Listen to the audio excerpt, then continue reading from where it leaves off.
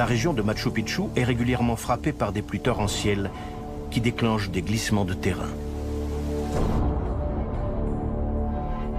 Sans compter les 2 lignes de fractures sismiques de part et d'autre du site qui n'en font pas un lieu idéal pour ériger une ville en granit.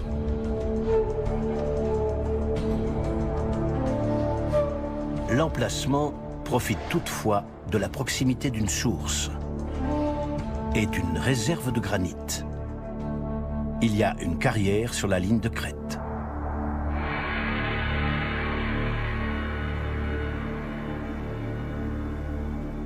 Avant de passer à la phase de construction, les ingénieurs incas ont consolidé la montagne.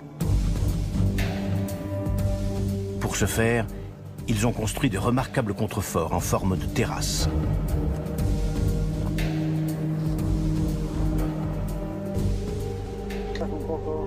Au cours de leur descente en rappel, les assistants d'Astete découvrent des centaines de nouvelles terrasses cachées en contrebas.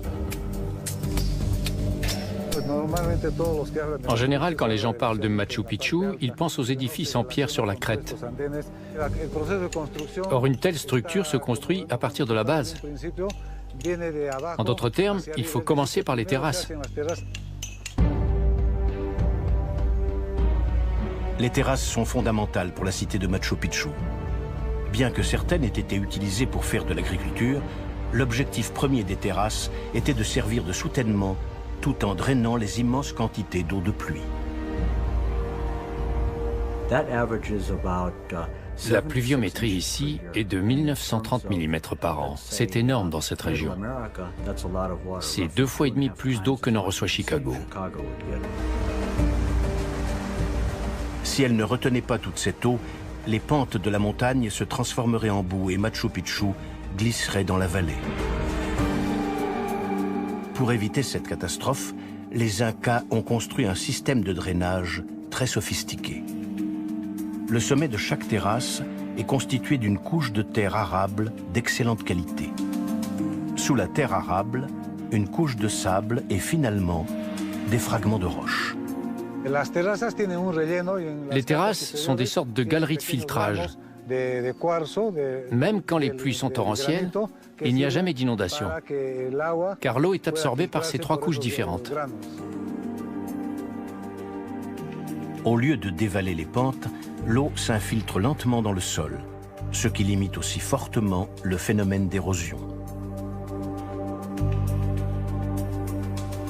Après avoir mis au point ce système, les ingénieurs incas ont lancé la construction des terrasses en partant de la base de la ligne de crête.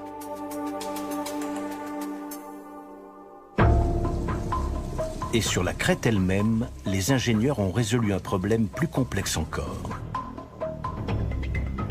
La ville étant pavée de granit, il fallait un système pour évacuer l'eau de pluie. Les Incas avaient trouvé une solution extrêmement astucieuse. Au cours de la construction, ils firent installer des centaines de drains à travers la cité. Un grand nombre de ces canalisations acheminaient l'eau de pluie des parties élevées de la cité jusqu'à la place centrale. Au cours des fouilles archéologiques, les chercheurs ont mis au jour une innovation remarquable destinée à gérer cette immense quantité d'eau. Sous les couches de terre arable et de sable graveleux, l'équipe de Wright a trouvé une épaisse couche d'éclats de granit blanc, issue des déchets de plusieurs années de taillage des roches. Les Incas ont donc construit un système de drainage souterrain pour évacuer en sécurité l'eau de pluie. Ces strates de drainage s'étendaient à près de 3 mètres de profondeur et sur une superficie de plusieurs hectares. Elles canalisaient l'eau et l'évacuaient de la cité.